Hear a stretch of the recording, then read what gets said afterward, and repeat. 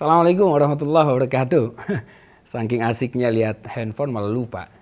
Teman-teman yang dirahmati Allah, alhamdulillah ketemu lagi di Tabu. Ya. Dan sekarang kita mau ngebahas tentang pertanyaan dari teman kita yang lagi-lagi girahnya atau semangatnya itu lagi keren-kerennya. Teman kita yang mau bertanya tentang suatu hal. Dia ini lagi belajar Islam katanya. Gimana caranya supaya yang namanya imannya ini tetap terjaga? Siapa? Kita dengar sendiri ya. Karena beliau ngirim via voice note. Bismillah, kita dengarkan. Assalamualaikum warahmatullahi wabarakatuh. Ustadz Abu Fida, saya Nikita Willy. Saya punya satu pertanyaan. Sekarang saya ini lagi belajar dan mendalami agama Islam. Semakin saya belajar, semakin saya cinta dengan agama Islam. Tapi bagaimana caranya supaya saya tetap istiqomah? Supaya iman saya tidak naik turun dan tetap berada di jalan ini. Terima kasih. Masya Allah, Mbak Nikita Willy. Mbak Nikita tanya bahwa Mbak Nikita tuh sekarang lagi belajar tentang Islam. Mbak Nikita bahkan kemudian semakin cinta kepada agama kita ini. Ya. Dan Mbak Nikita pengen tahu gimana sih caranya istiqomah, gimana sih caranya mempertahankan keimanan, yang mana keimanan pasti naik turun. Dan ini sudah sunatullah bahwa al-iman yajid wa yangkus. Yang namanya iman kadang naik, kadang turun. Ya. Nah, gimana cara mempertahankannya? Baik, iman jelas-jelas naik turun. Bahkan manusia pun diciptakan ya, dalam keadaan dua sifat menempel pada dirinya. Fa'alhamaha fujuraha wa taqwaha. Ada sifat fujur, ada sifat takwa. Mana yang paling banyak ini? Supaya kemudian kita cenderung kepada jalan-jalan ketakwaan, maka harus kita pahami. Ada suatu usaha serius yang kita lakukan agar kemudian kita bisa minimal mempertahankan kalau iman kita turunnya itu nggak jauh-jauh banget. Turun sedikit, naik lagi. Ini ada beberapa cara. Yang pertama, yaitu dengan mempelajari ilmu tentang agama kita ini lebih jauh lagi. Belajar harus sama guru, jangan sendirian. Ya. Kalau sendirian takutnya tersesat nanti. Takutnya keliru dalam pemahaman. Kita saja masih terus belajar dengan guru-guru yang jauh keilmuannya lebih dalam daripada kami-kami juga. Ilmu itu dicari dengan belajar kepada guru-guru yang mengetahui dan mendalami tentang ilmu agama. Al-ilmu yu'ta wa la ya'ti. Yang namanya ilmu itu kita yang mendatangi, bukan ilmu itu yang mendatangi kita. Kita fenomenanya sekarang ya, ada aplikasi, ada WhatsApp, ada YouTube dan lain-lain. Di situ kemudian kita bisa belajar banyak ilmu. Tapi secara hakikat itu ilmu yang mendatangi kita, bukan kita yang mendatangi ilmu. Punya grup WhatsApp banyak tentang kajian Islam. Ada yang posting kan, tiap hari diberikan yang namanya materi-materi Islami. Ada ayat, ada hadis. Tapi kadang-kadang lihat cara kita menghormati ilmu itu. Kadang-kadang bacanya sambil tiduran. Kaki diangkat satu, celana robek, aurat kemana-mana.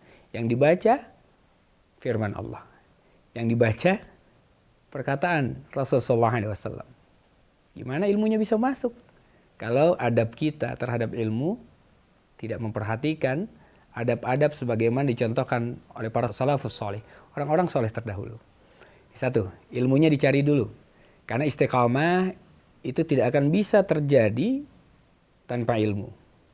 Ilmu ini yang kemudian bisa membuat kita pada saat masa-masa kita rada males, ilmu inilah yang kemudian bisa memaksa diri kita agar tidak rugi kalau kita tidak menjalankan ketaatan-ketaatan kepada Allah.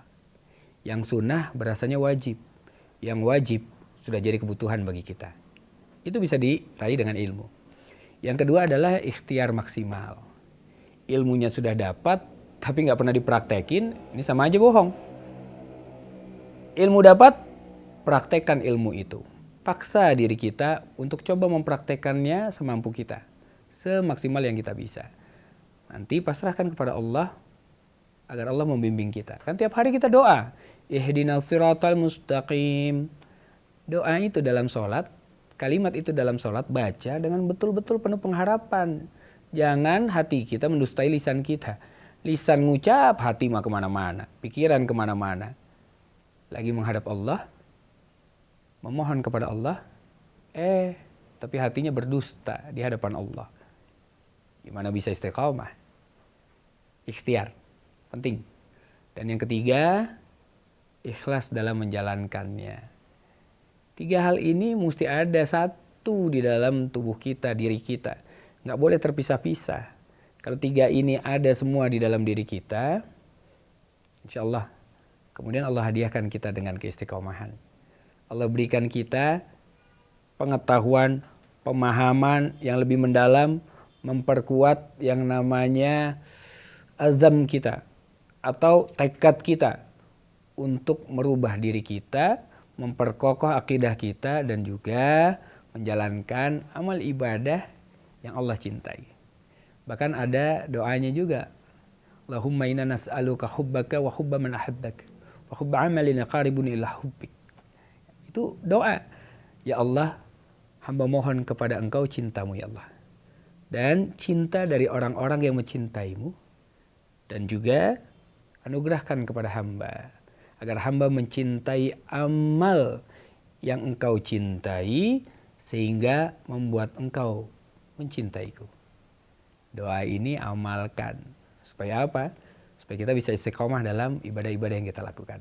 Nah, mudah-mudahan kita juga bisa istiqomah, terus semangat menggali, dan pada saat nanti mengalami ujian-ujian atau benturan-benturan, kita ingat-ingat bahwa kita punya sahabat-sahabat soleh dan soleha yang banyak, yang sekarang pun dalam proses perjuangan di dalam hijrahnya.